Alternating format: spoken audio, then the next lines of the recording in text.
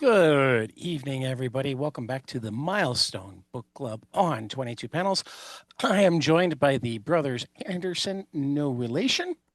And today we are going to talk about Shadow Cabinet issues 11 to 13. 11 and 13 feel like they were not meant to have an issue in between them. Yeah, And I feel like our friend Joe Illidge might have had to write that issue in between in a hurry. I Um, wasn't sure how soon we were going to get into that, but yeah, like of these I three just figured I'd issues, throw it out there no, right off the bat. no, I get you. Like two of these issues are like some of the best comics I think Milestone ever put out, and then the third one sure is there. Like Yes. I'm sorry, that really sounds like I'm hating on Joe Illich. It is a thing. No, Like I Yeah, get it. Like you've got a month off. There's like delays, whatever. There's got to be a reason. Like I get that you kind of had to I maybe put think something together. yeah. For what it's worth, I think because I know what you mean. I've definitely said it's stuff that also probably not sounds JP harsher. Leone. So Sounds so I mean, I yeah, really feel like that was a hurried fill-in issue and or without something that was sitting in a drawer as an evergreen issue Yeah. that they hoped they'd yeah. never At, have to at use. at the end of the day, I think if anything, what I feel like we're trying to say, I don't want to put words in everybody's mouth, is that the series in general and definitely issues 11 and 13 set a really high bar. Hmm. So to me, it wasn't even like the middle issue, like number 12, was bad at all. It was No. more like it was like a good issue of comics of mainstream big two comic, but it was like to me there's like a high bar Yeah, for it's Shadow in Cat in between general. two of like the great issues of this Well, series. and also Yeah. it was self-contained. It felt almost like an issue from a different era. All three of these, Yeah. and here's the thing, here's why I think it was a fill-in issue, not like a found in a drawer issue, is because all three of these issues kind of do the same things in terms of their bigger plot beats in the Shadow Cabinet series. Like what they're doing in Shadow Cabinet right now. So we're coming off issue 10, we're coming off of Dharma's like weird near-death experience, no actual death experience, where he talks to Red Dog and like reaffirms what his plan is at the Shadow Cabinet. They have a big snowball fight. Um, and we're getting into this territory where now like Dharma's powers still work but are weird and maybe failing or like giving him incorrect information, and so people are being sent out on missions they don't quite understand or on short notice, and they don't always get the right information, and they're kind of wondering like, is Dharma losing it, are we like, what's going on here? And like all three of these issues are kind of that. Like they're doing other things too, and I think that's part of why issues 13, 111 and 13 are so good, is like in addition to those big plot beats of is Dharma like still competent? There's smaller stuff like Mm, the whole Donner Blitzen relationship, the stuff with Sideshow. God, that Sideshow yeah. thing blindsided me. That was great. But like in terms of what they're actually doing in Shadow Cabinet and like the Milestone universe, they're kind of all three the same thing. Where it's like, is Dharma not really doing it anymore? Has he kind of lost it? So I kind of feel like issue 12 was just written to be like, oh shit, we need another one. We're missing a month.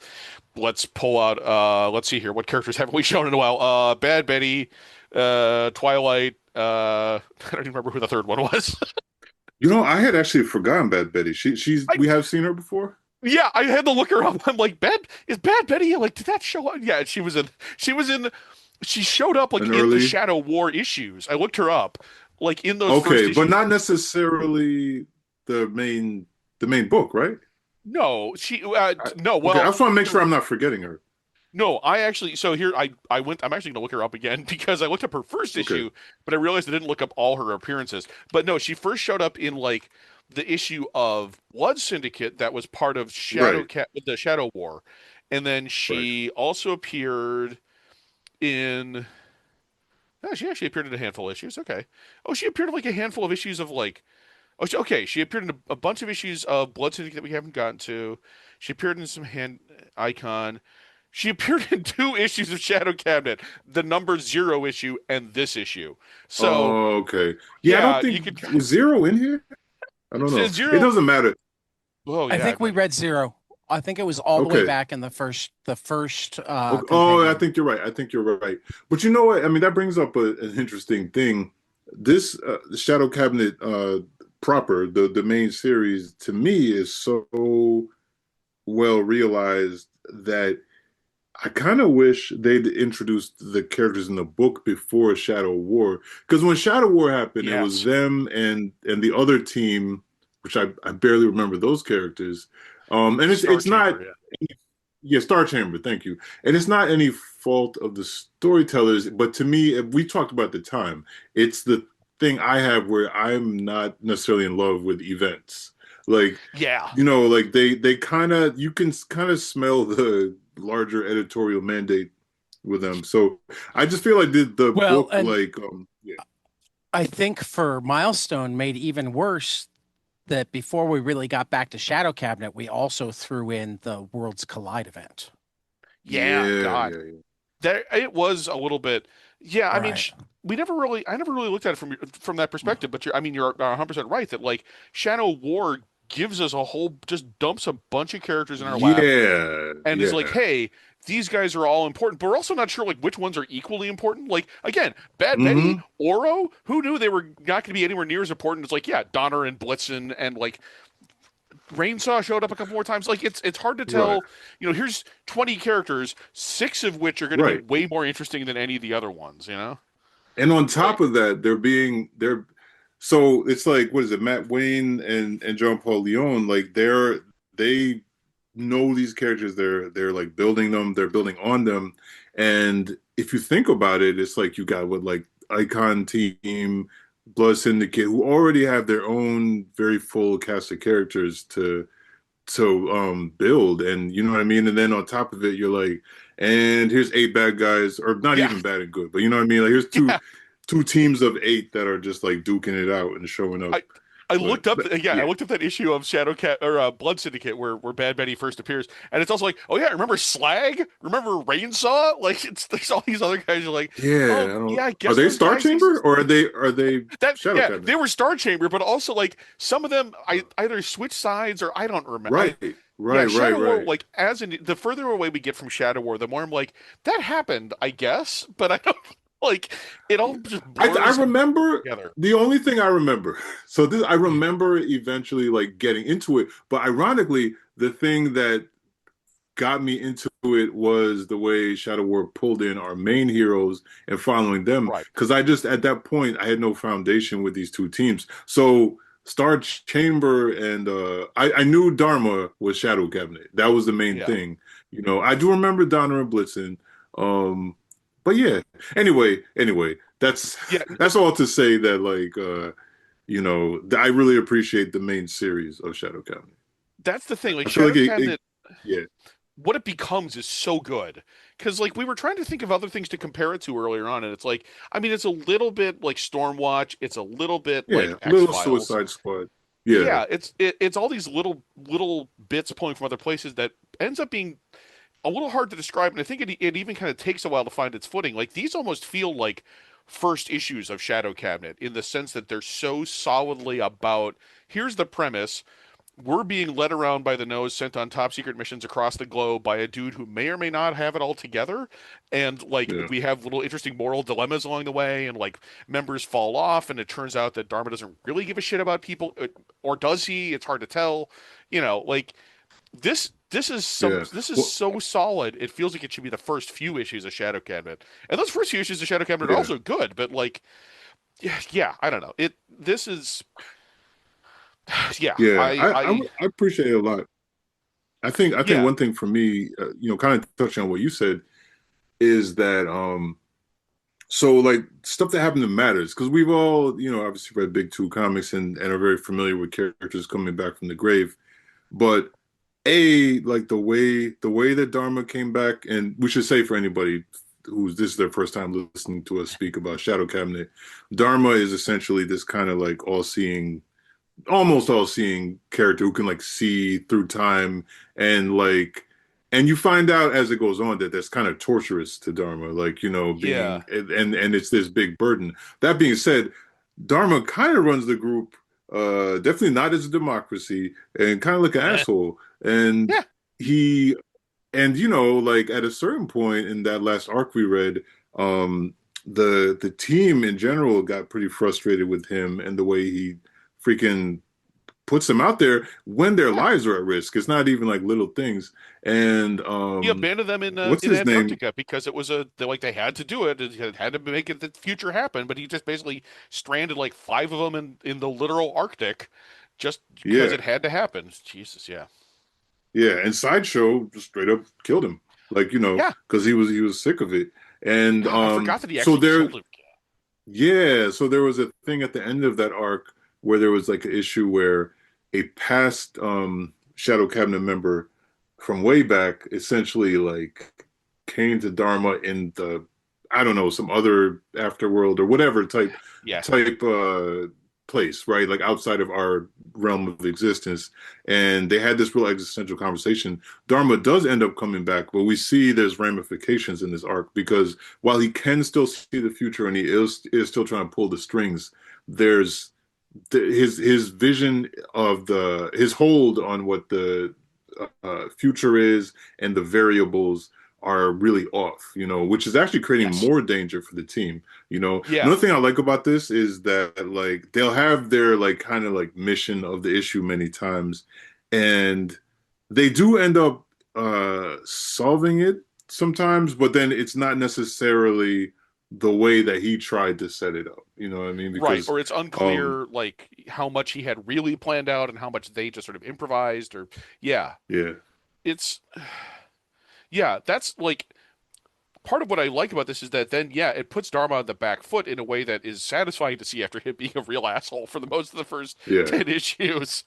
But also like, oh, he knows all the future. It's like, oh, he gets to, oh, I guess he gets to pull the shots. It's like now he's, he didn't really know everything. He seems to. Like, okay, so getting into it, yeah, like issue Mhm. 11, Donner and Blitzen get sent on a mission where they have to save a police officer from random like gang shooting because in like 20 years whatever she's going to have a kid and that kid is going to grow up to be or she's going to have a kid soon and that kid's The going to grow up to be a senator. senator.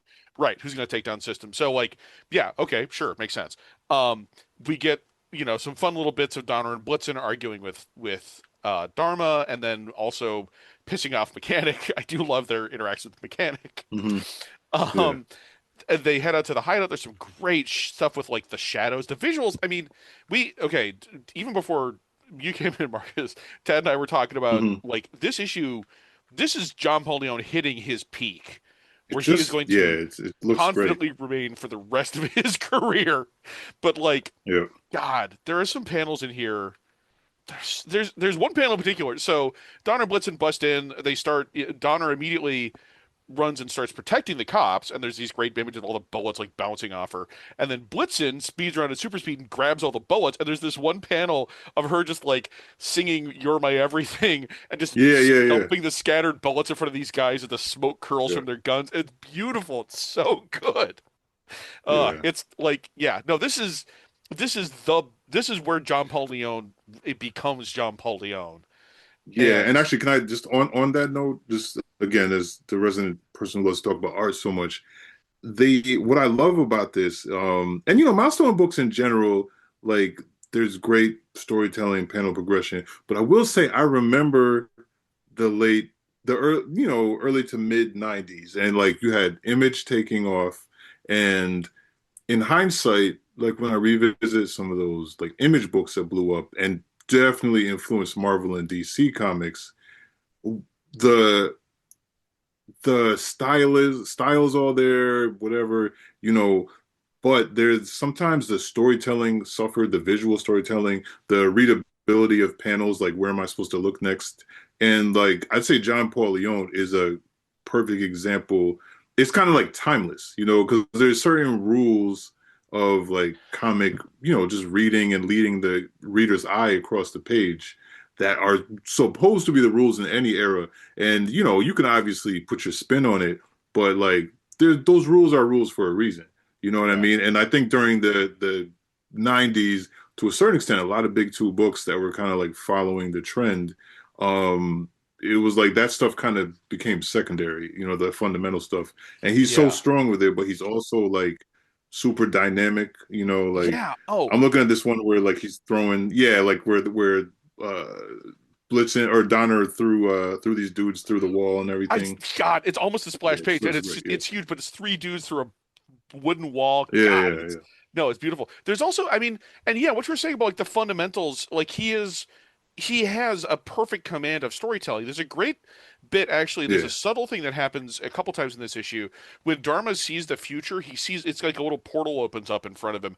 That's like, but it's also like a panel, and the panel itself Yes. radiates. Yeah, it like radiates rays that are also gutters. So Yeah, that yeah, then yeah. there's a bit where, yeah, he and Donner and Blitz. For any listeners who don't have the comic in front of them, I'm sure this is fascinating. But like, if you're looking at it on like page 3 of this issue, him and Donner and Blitzen are talking in his office, and it's like it's not quite a multi-panel sequence. It's not exactly that, but it kind of functions as one. And you got this massive Donner's got her arms sticking straight out to kind of leave this, parallel line thing, and it's beautiful to look at as like just a composition thing to lead the Yeah. eye And so perfectly. God, yeah, and again, I'm like you're saying, looking at one of those. Oh no, well, go ahead, go ahead. Sorry. I just that it was. I was just gonna say it's like the fundamentals. It's not just the craft; it's the fundamentals Right. are really good on him. Yeah. Oh, Yeah, absolutely. but you know what? That page you just described, I'm looking at right now, is a perfect example of how you can be really inventive while sticking to those fundamentals. Yeah. It's funny because I will not name any names, but there's definitely some celebrated artists today that sometimes I look at an incredibly drawn page that they've drawn. I'm like, oh, you're you're a little more interested in selling this page later, the original of this page, than you are with like this really conveying everything. You just want to, and this page here, I would straight up like I would like buy, like you know what I mean, like Oh, and not yeah. because, but you could tell that it's not because it's like, oh man, I'm gonna draw this with the intention of selling it. It's just a testament to the way that like I mean, I guess listeners, you can tell we like So, John Pauly Yeah. well, a bit. here's just a meta type question. Um, Mm. because it's something that I wonder about in terms of the marketplace. Do you think that there are a lot of creators that are thinking about selling the page, or do you think that because the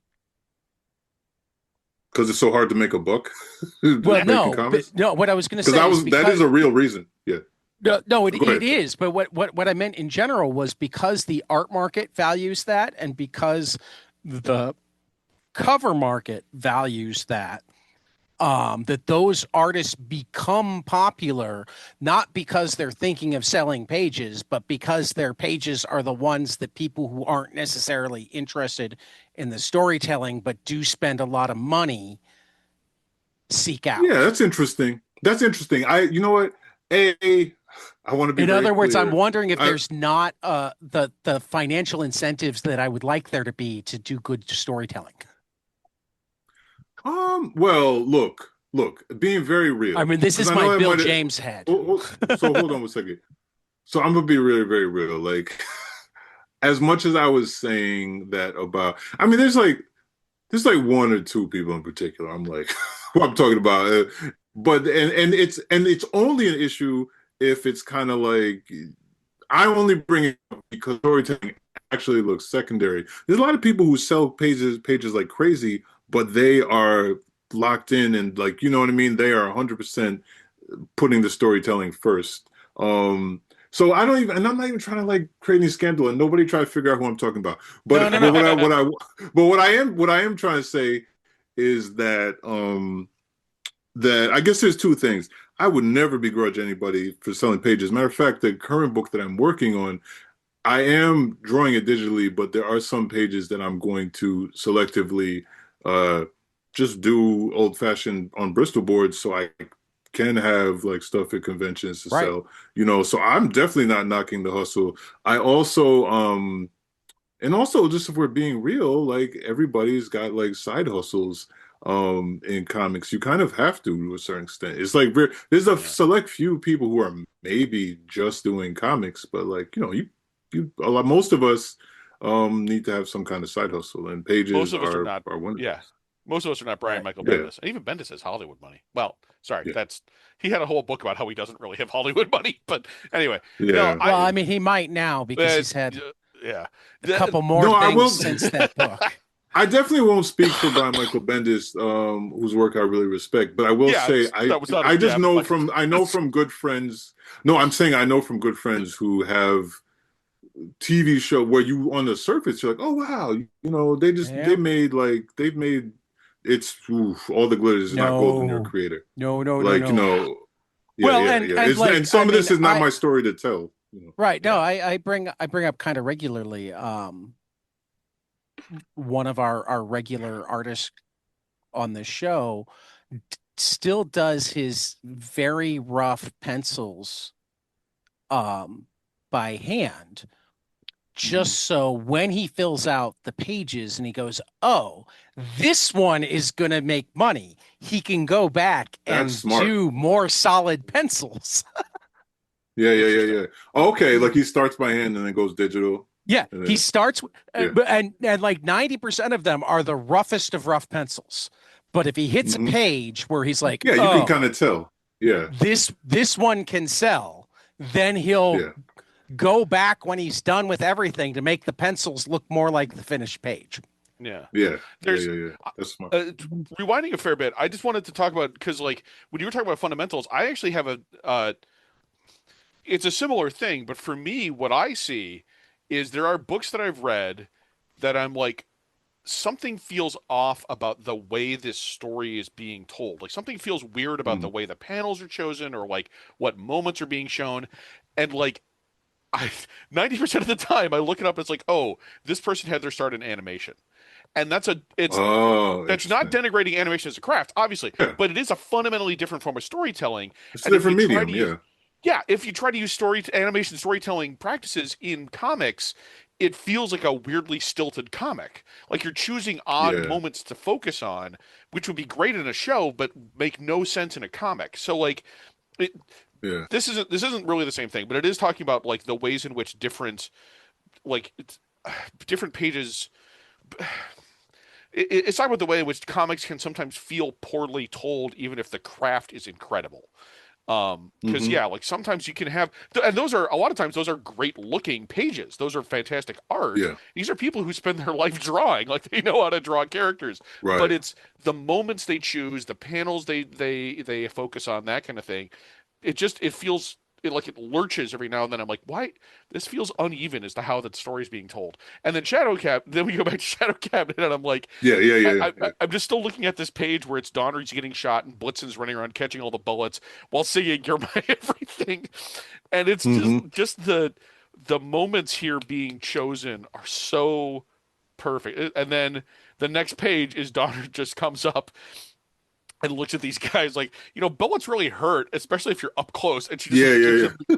gives them the eye, and they all just drop their guns, and they're like, "Oof, yeah, it is." Oof. And Yeah, then that's a great point. Just to add to that, like a page or two earlier, when she's originally getting shot and the bullets are bouncing off, the way that it's rendered, it's not Yeah. like Superman. Like, we've seen Superman get shot Right. a million times and it's like barely affecting him. It's like you can tell, like, obviously she's withstanding it, she's going to survive, but it doesn't look like, she's it's gritting her nothing, teeth. She's being forced back. She's like, things are Yeah. happening around her. She's not just standing there unmoved. Yeah, no, listeners, you can't see me, but I'm like doing the poses. But like, Yeah. but yeah, that those little S- touches that she's s- so. I'm a little disappointed here, Ted, because you misquoted a little bit, and I loved the language on that Oh, page too, because yes, it was bullets really smart, especially up Right. close.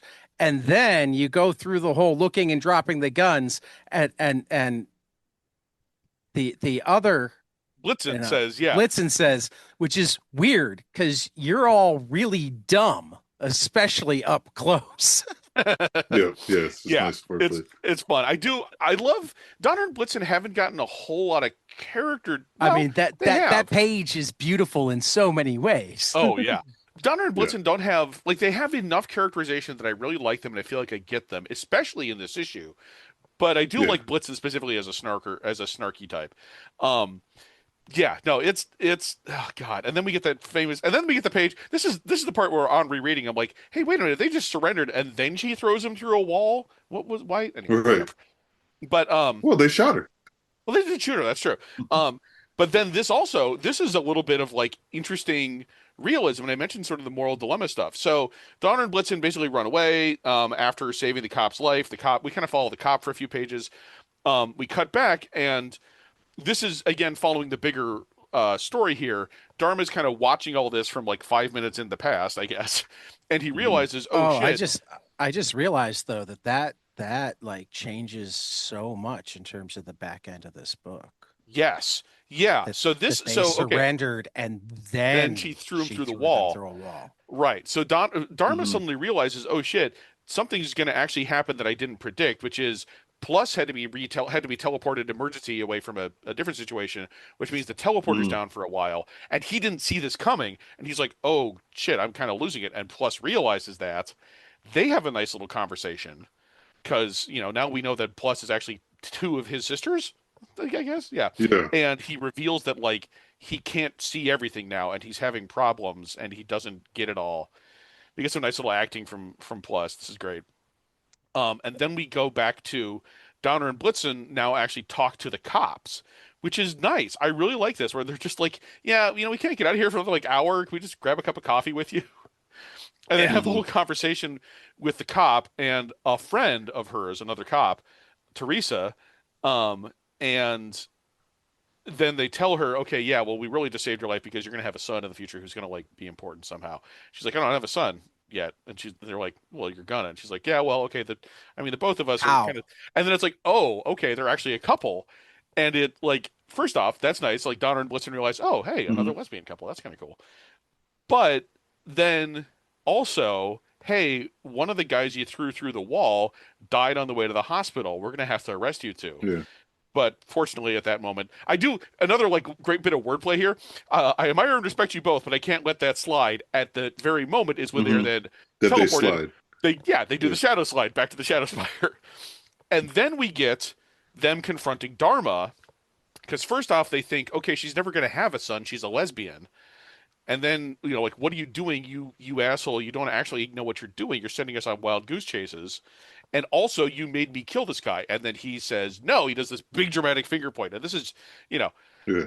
the big dramatic comics finger point is JP Yeah. Leon could do that, but like again, we like the small stuff with JP Leon. But Yeah. um he bites back. He explains, no, I did see all this. She and her partner are going to adopt or no, she's going to have a kid through artificial insemination. Blah, blah, blah. Artificial insemination. Yeah, and so he kind of gets the last word there, but also Blitzen has this question of like, what about the guy who died? Did he have a future too? Did you even check? And he just is like, Hmm. I can't think about that.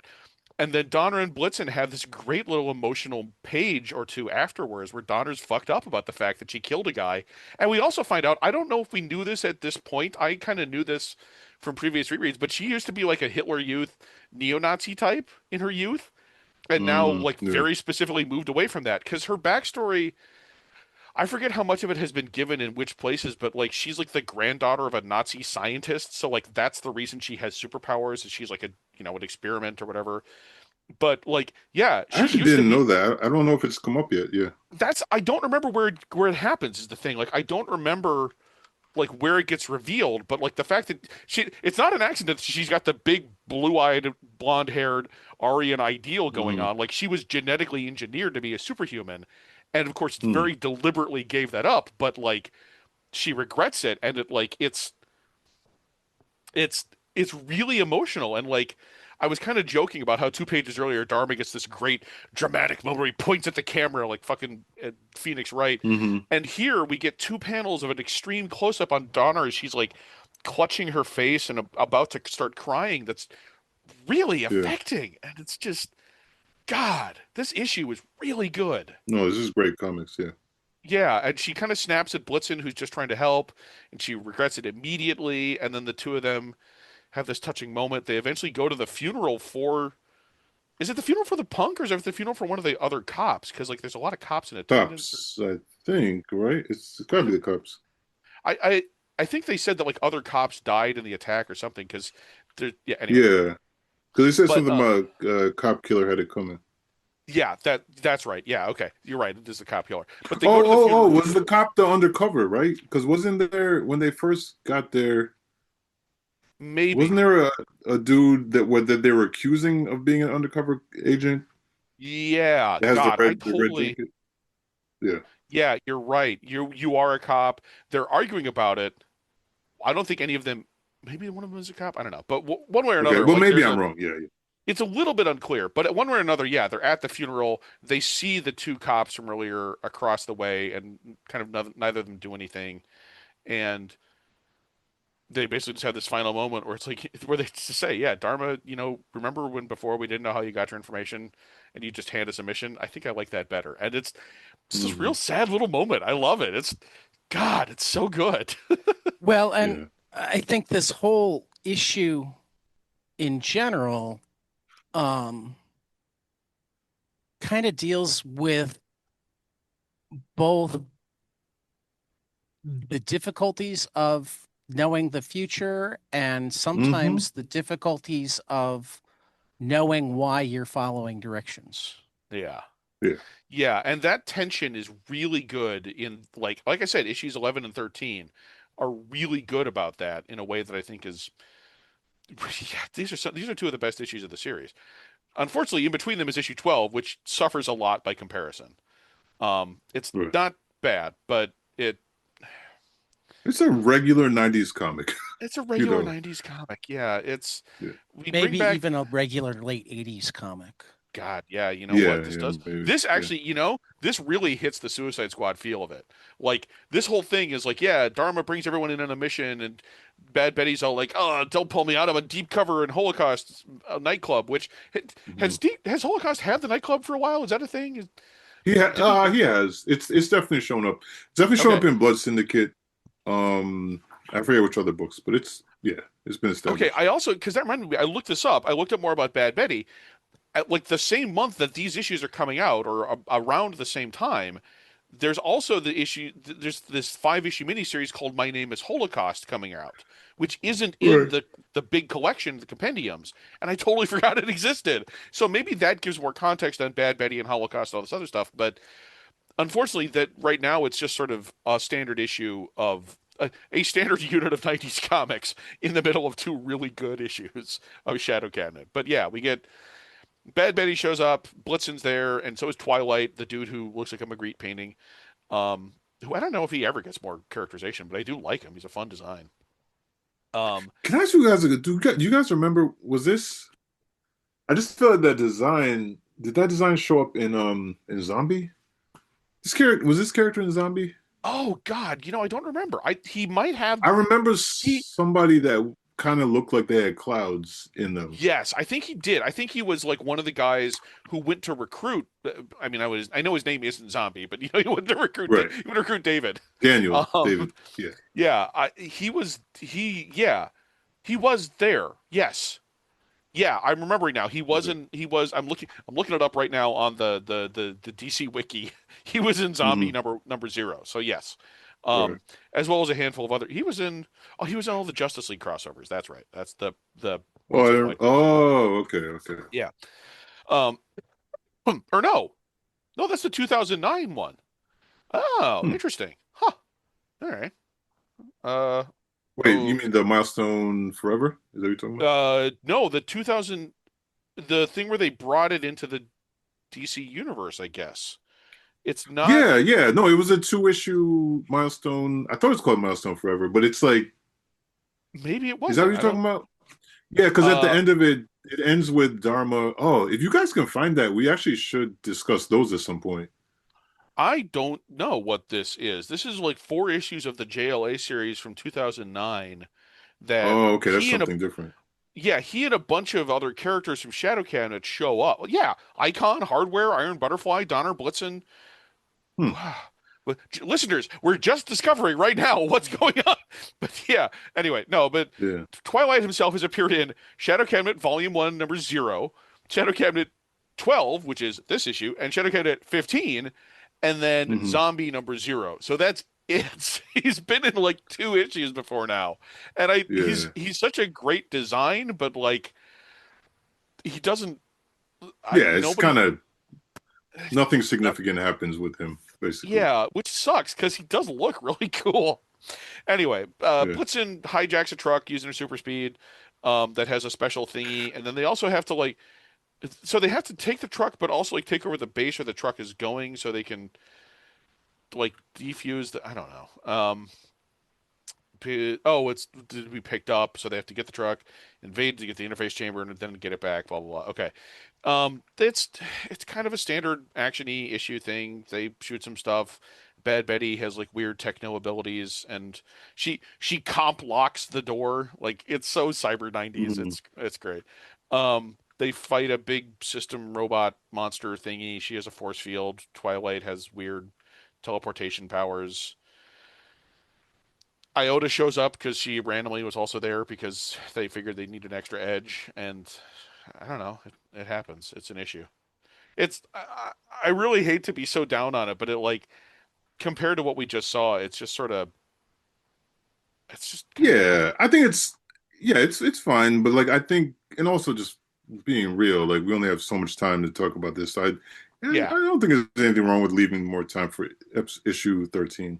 yeah. It's fine. Issue It doesn't. 13 needs to be talked about Yeah, because issue Yeah. 13, first because off, incredible cover, beautiful cover. JP Leone, no, this is no, like Real? that's second off. That's second off. Okay, I know, all right. I know what First you're going to off- say. I thought of you, Ted, but I know you take First it away. I know, off, I thought of what you JP were going to say. Leone clearly has a strong appreciation for baseball because Oh. not only is there baseball in this issue, but Mhm. that picture frame in Mm-hmm. particular is not an easy angle to get No. right, and he nails it. Yeah. Yeah, we do get He oh. nails it. this Also, issue, also the MLB is canonical, but with a Dakota team. So in this universe, they have our Major League Baseball. Oh, yeah. Yeah, with I the was Cleveland. a little disappointed that they chose the Indians though Mhm. as the Yeah, of team course. to play if they're gonna go canonical. Right. yeah. Well, it's Well, they Midwest. probably I beat mean, them though. Did they beat them? I mean, No, they no, lost they terribly. lost. They got their Oh. butts kicked. 6-0, top of the ninth. But yeah, but no. is, Oh, that's right. I mean, this is where I almost have to ask: is John Paul Leone another one of the Cleveland guys? Because there were a lot of guys from Cleveland at the time. maybe. But yeah, no, this is one of those great Um, cold opens of like the heroes hang out, and it's Donner, Blitz, and Right. Yeah. Starlight and Payback. Payback hasn't been seen in a while either. Yeah, Just I'd hanging forgotten out about Payback. Yeah. Yeah, Payback has got his own fun story. Hanging out at the baseball game, and they're so bored that Blitzen just steals the ball so they can stop the game. It's like Mhm. that's fun. I love it. That's great.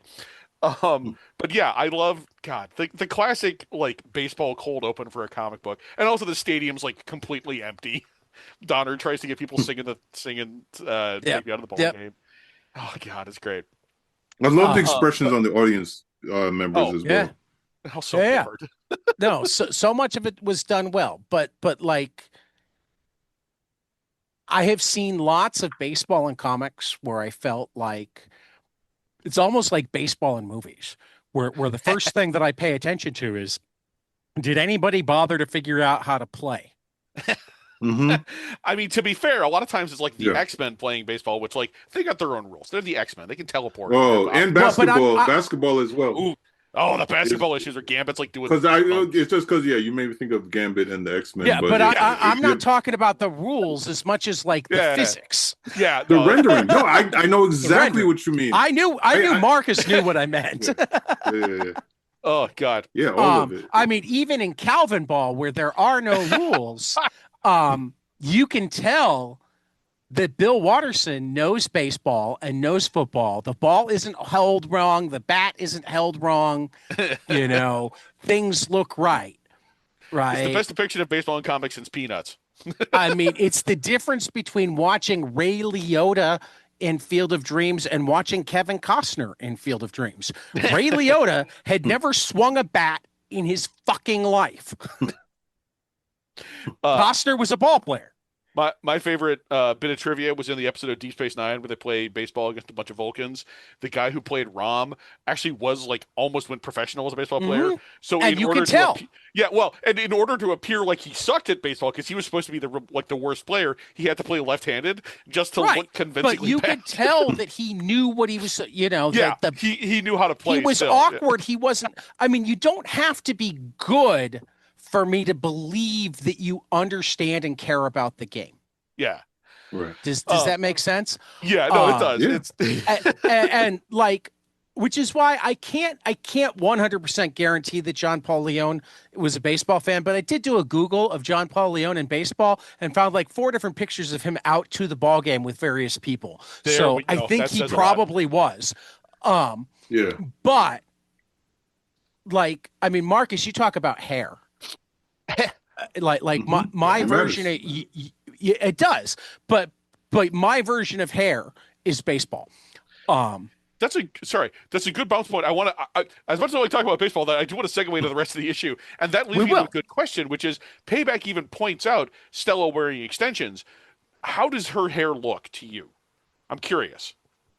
I generally don't know. I think it's Like, all right. I think it's not out of the stuff I've seen. Like I'm cool with it. It looks like he at least like there's a close up on some of the braids, and then in the close up it kind of comes apart. But yeah, no, for the most part, it's good. there Like are worse I black can women's tell hair in what comics. style he's going for. But yes, no, Yeah. black women's hair in comics it's so often is just Oof. they don't. Man, I'm a You white know, guy and I artists know won't commit. this. I'll just say when I see some of this stuff, and then we can move on. But when I see some of this stuff, I'm like, okay. Because one of my favorite books Yeah. of all time is Ralph Ellison's Invisible Man. And there's no, it's not a science fiction. It's not about a man who's invisible. It's about a black man, and invisibility is a metaphor for for black people and our social invisibility, etc., marginalization.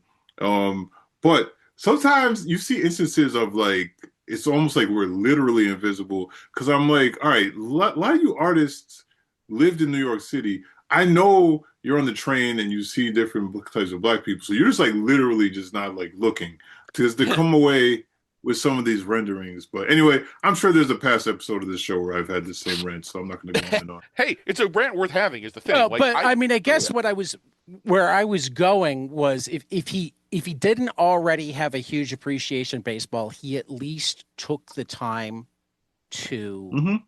Yeah, yeah, go find a good example and make certain that he got it right. And I don't always right. see that. So yeah. On a I have a monthly great deadline too. appreciation. Yeah. Right. Well, Yeah, I mean, no, who knows? Maybe that's why there was the month in between. he had to Maybe draw they the braids. researched baseball. That was the Oh, second that's month. true. Yeah, possibly. Yeah, yeah. The same Um, issue. but it's also again something else I want to point out. Like this is beyond like the hair, but it's his.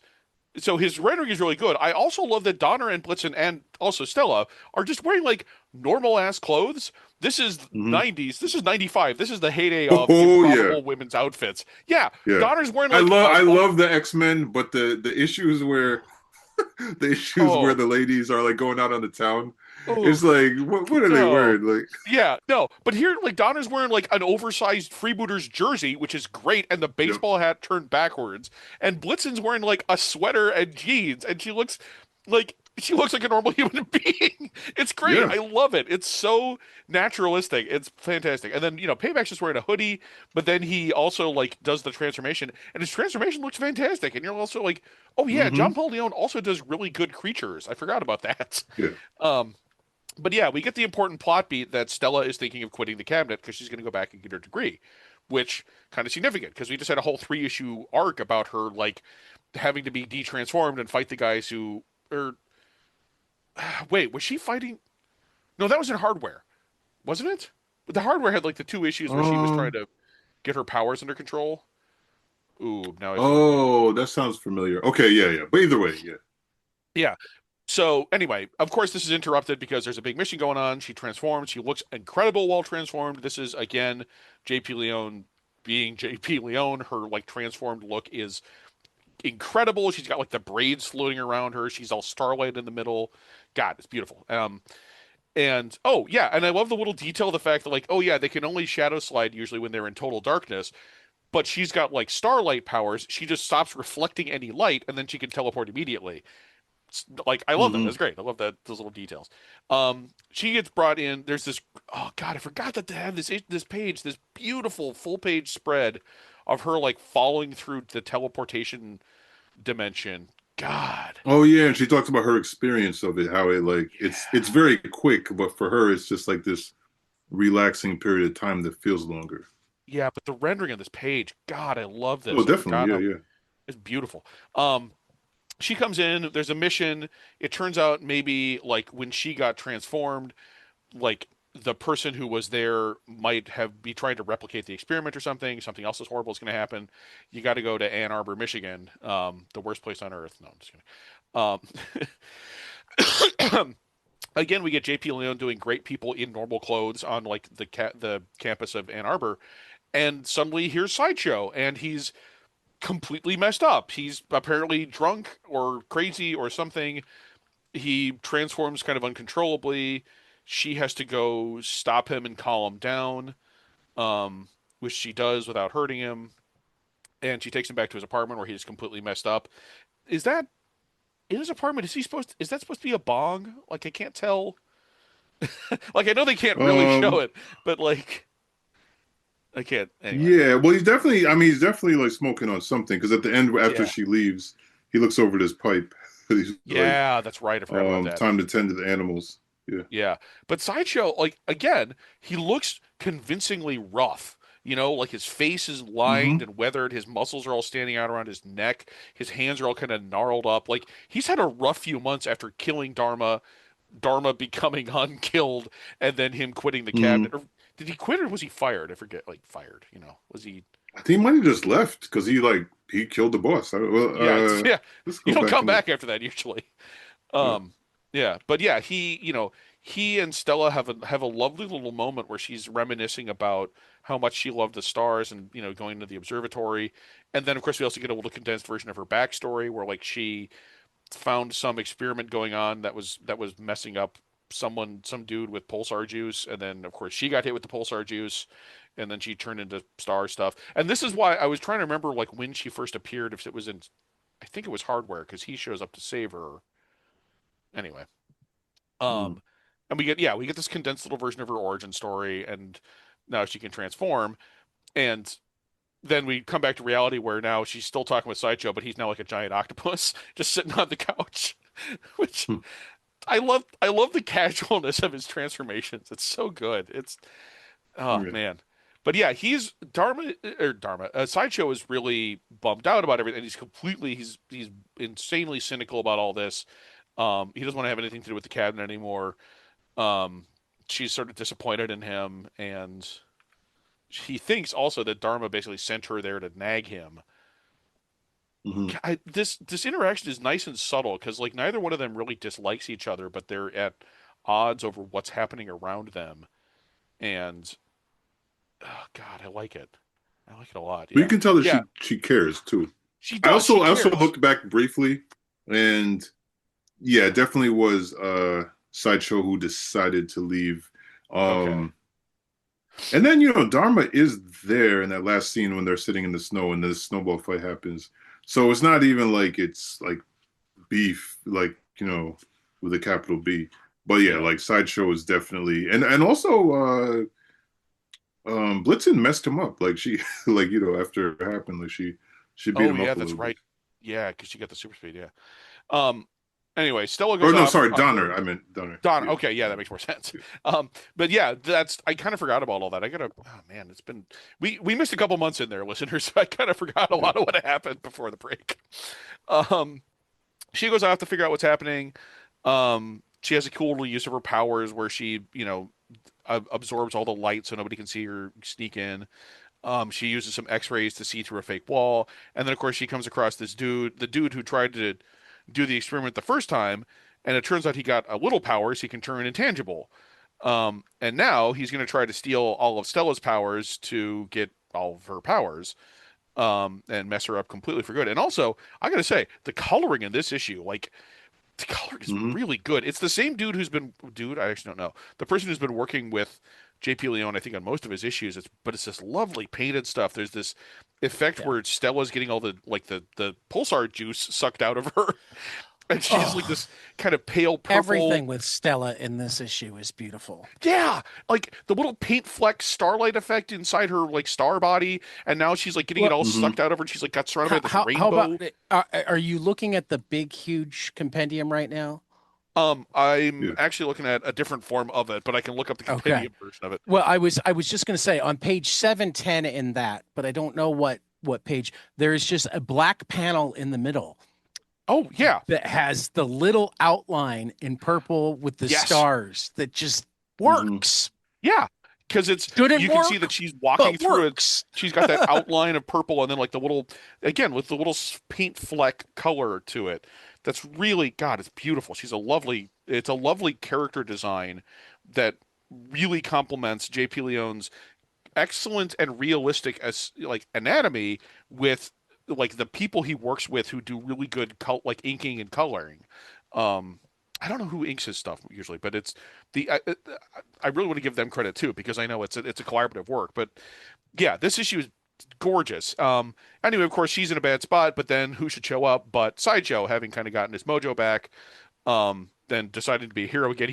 He does this great little like hero pose where he puts his hands on his hips and turn your death machines off. And he jumps in, he fights the guy for a while. He discovers the guy can turn intangible, but while Sideshow is distracting him, Stella figures out how she can get away from him by turning herself intangible, zipping through the floor, and then once the guy thinks he's won, she just busts out of the floor and breaks everything and reabsorbs her power. Blitzen shows up because I guess she was here too. Oh no, that she got called in. That's right. I do like that Blitzen trips when she comes in because she doesn't realize that he's in front of her. Yeah. And then and then everything basically just gets cleaned up. And like it's I forget when it's implied, but it's implied along the way that like the fact that Stella showed up a couple of miles from where she was supposed to be and an hour or so earlier than she was supposed to be, right where Sideshow was having an episode, means that Dharma was deliberately trying to send her there to convince him to clean up his act. I mean, it seems pretty clear that that's what happened. Um, but along the way, of course, she also decides, as much as I, love my old life, I can't have it back. I want to use my abilities. The world needs heroes, and there's this great shot of her flying above the earth in this final page, and she's got the little sparkles inside her, and oh God, yeah, Yeah. this is just a stunningly beautiful issue. It's like this and 11 are some of the best side. They're some of the best Shadow Cabinet stuff because they're so focused as well. They're Yeah. really about just these characters and their misgivings about the mission of the Shadow Cabinet, and how they deal with that, and the decisions they make, and the problems they have. And it's also just Yeah. they look amazing because of course it's J.P. Leone at his peak. Like, God, yeah. Well, Um, and I think that's one of the things that like I really love about this series is, it is a lot of characters to keep track of, and they don't necessarily take the approach. Like for instance, if you're reading X-Men, some issues might focus more on some characters than others, but for the most part, you're gonna like kind of touch on the whole team. And but with this, it's kind of like no, they usually will focus in on a few, or maybe even like two, and then like Yeah. you'll have like in this issue where Blitzen like does come in, but it's not really a Blitzen story. But even with that, like these little, it in a lot of ways this could not work. It could feel disjointed. You could feel like, well, I don't know who any of these characters are or what it's yeah, about. But you feel like it's like gradual because you're not necessarily seeing everybody like in a big cluster. yeah. You don't get the big But big mission briefing or whatever. yeah, and in a lot of ways, it makes the series as a whole more compelling because you kind of like really want to come back to be like, oh, who's got the job this time? Like, I don't know what little interesting tidbits of their character are we going to get? You know what I Yeah, mean? Because like they do find, even though like these books move, I'm sure we've said this before at a pretty quick clip, um, they still manage to do like little character building with them, yeah. or even just giving us little nuggets of who the characters are. Yeah, again, like that bit about Donner used to be in a neo-Nazi group.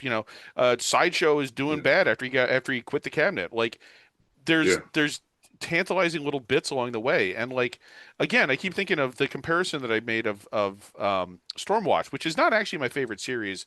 It's a little too bombastic for my taste, but like it did the same thing where you would have these little missions where it's maybe only one or two guys or a handful or whatever, and sometimes it wasn't even about a mission; it was just what they're doing in their spare time, and I like that a lot. I mean, of course, X-Men too, but like the nature of Stormwatch also being like a shadowy quasi governmental, not quite benevolent organization.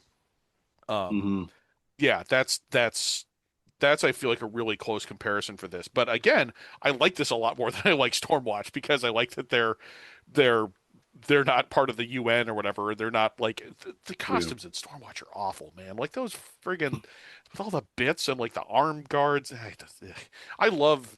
I mean, again, hey, how many times have we praised JP Lee on this episode? But like, I love how distinct all their costumes look without overlapping or like feeling over designed or anything. I love Right. Sideshow's kind of corny circus strongman suits because it kind of fits him, you know. Hmm. And you also don't see it a lot of times because he's transformed or whatever. But anyway, Yeah. so yeah, this issue just kind of reestablishes, several things that 11 also did, which is Dharma's powers aren't working totally right. People are questioning his leadership, but at the same time, they realize we're doing good things. What do we do with all this? And it's kind of building towards. I was looking at the numbers. I'm wondering, we don't have a whole lot of issues of Shadow Cabinet left. We're kind of on the later stages of Milestone, and Oh, when does it end? When does Shadow Cabinet end? 17. 17. It is. It then gets. Oh, damn. There's a series called Heroes, which is a really hard title to Google, but it's just called Heroes. But it's a lot of the same characters. Um, but that's only like 6 issues, I think. So it doesn't. Yeah, it. This is where it starts getting a little bit depressing for me to think about the fact that yeah, like the Yeah. Milestone universe I'm is saying. already kind of getting packed up, unfortunately, which I mean, to be sucks. fair, we have at least one whole compendium left. Oh yeah, no, there's still a lot left, but like it's just depressing for me to realize like Yeah. only one Yeah. compendium left, man. You know, Is it's it only it's one? Right. probably I haven't done the I haven't numbers, but I actually checked. Yeah. yeah, me neither. I wouldn't be surprised if there's only enough for like one more issue or compendium. But it's yeah, I so wanted to see this universe continue. I mean, that's the great tragedy of this podcast series is like, yeah, this was a great, wonderful, beautiful work that I don't know. Something else we were talking about before we started recording is like, I'm wondering what was the what was the sort of deciding factor? Was it McDuffie leaving? Because McDuffie left, of course, after Tad reminded me, he left after 25, Static Yeah. 25. But was it Look, it him wasn't leaving? all that. That was. Then they talk about that in the documentary. That freaking. I'll never. Out of all the stuff to not like. Whatever that HBO guy's name, exec guy's Discovery guy's name is. Well, I mean, Zaslav? The on the fact that, bright side, they will be sold but soon. On the yeah, downside, I sure. don't But yeah, know if that no, will bring it back. Yeah, okay. But sorry, I didn't mean to get into a whole streaming thing. What I actually was meant was just in the documentary, they do get into the fact that fight over issue 25, it was essentially a culmination because like DC had, despite the fact that they'd been like, you guys got complete creative control, blah blah blah. Like they had been like, editors have been bitching and moaning. And to be honest, it's a great distillation. You could tell that they weren't reading the books because it's essentially just really reminds me of the glass ceiling parakeet metaphor in hardware.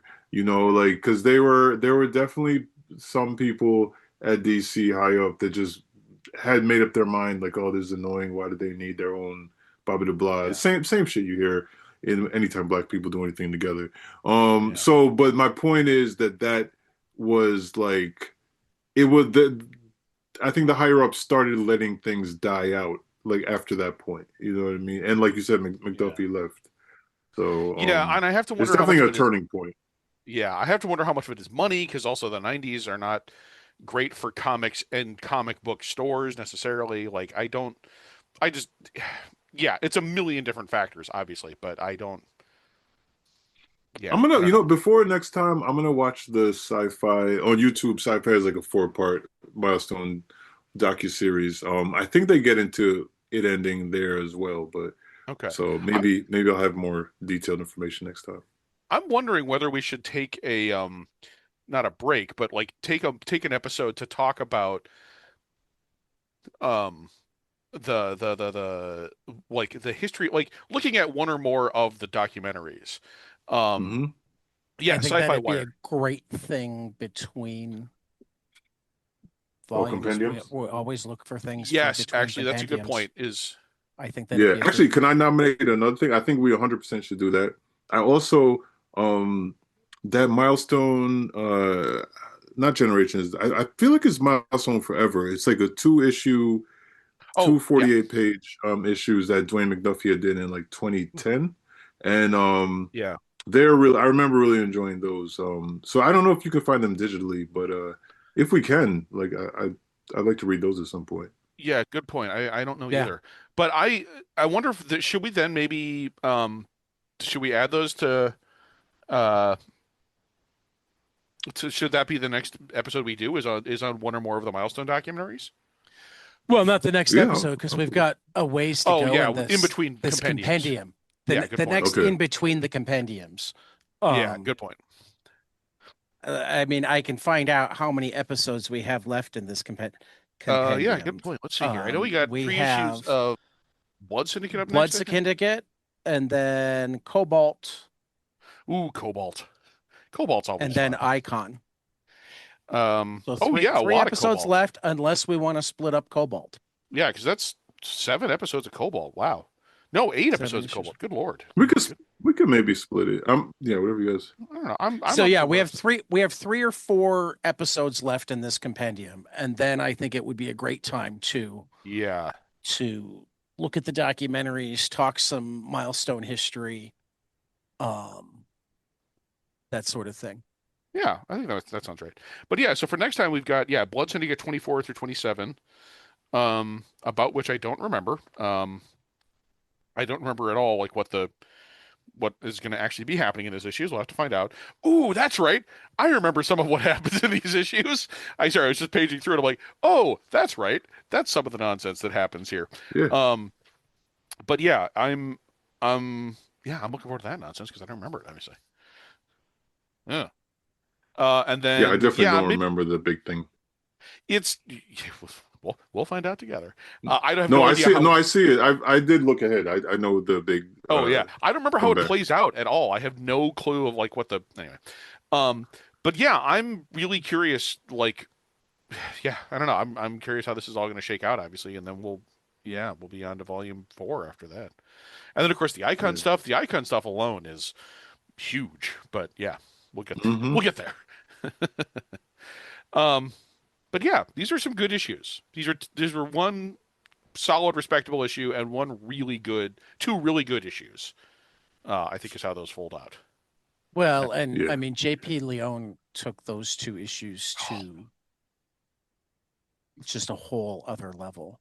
I while we were I talking, mean, I mean to be brutally honest, like I mean, because we know Joe, we've been apologizing to Joe, but I think yeah, the difference for that middle issue is His one part writing too. Joe Or and art. three parts art.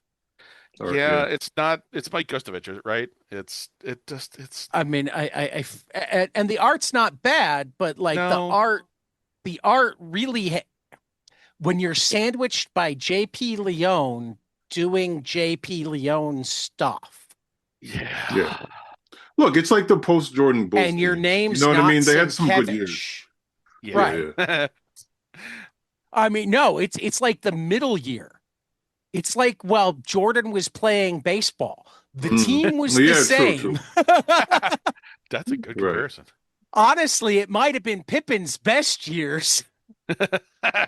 Yeah, but not to get too basketball, but I will say that like that was it was a great team built around Mike. So I'm literally Right. talking about like say like I don't know 20 out of 2004 or something when there was like Right. no Bulls OGs, you know. And But anyway, yeah, we don't but do these but games. then they sucked. This didn't suck. Right. I gotta say, completely out of my depth here. I know nothing about. I'm not a basketball guy, but I live in Chicagoland. Those were hard Right, you had years to know, miss yeah. the Bulls. Fair, Yeah. totally fair. You probably bump into Bill Cartwright all the time. I mean, I have been in the same room with Bill Cartwright. Damn. Really? Cool. That's In any case, not on purpose, and I didn't speak to him. it was the same. Oh, man. Yeah. But Okay, then sorry. I've been, Sorry. if we count Wrigley Field as a room, I've been in the same room as Michael Ooh, hey, Jordan there. too. Okay. I don't know if that. I don't. Whatever. Um.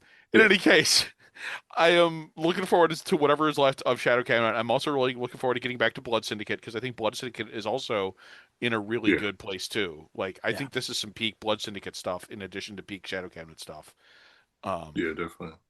I mean this is honestly, and from what I remember of like where Icon is and what happens next with Icon, this is this is like maybe the best stretch of Milestone comics kind of right now where we're at is in like I looked it up, it's like May 95, it's like mid 1995-ish.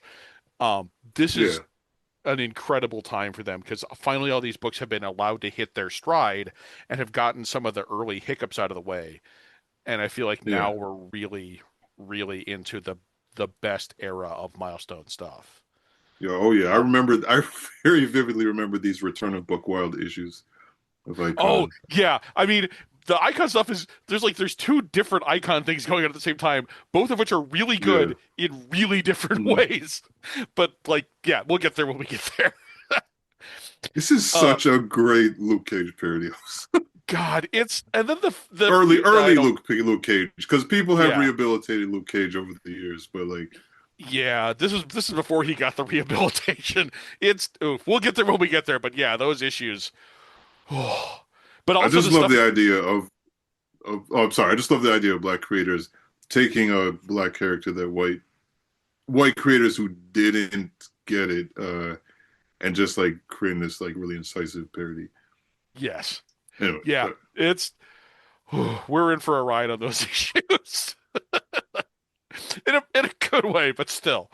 Um, oof. Anyway, yeah, I'm looking forward to it. So yeah, it's Shadow Cat or Blood Syndicate 24 through 27 next time, and then yeah, on from there, Cobalt, so forth. Yeah, yeah, cool beans. yeah. All righty. Well, for the Brothers Anderson, no relation. This has been the Milestone Book Club on 22 panels, and we will see you after the next page.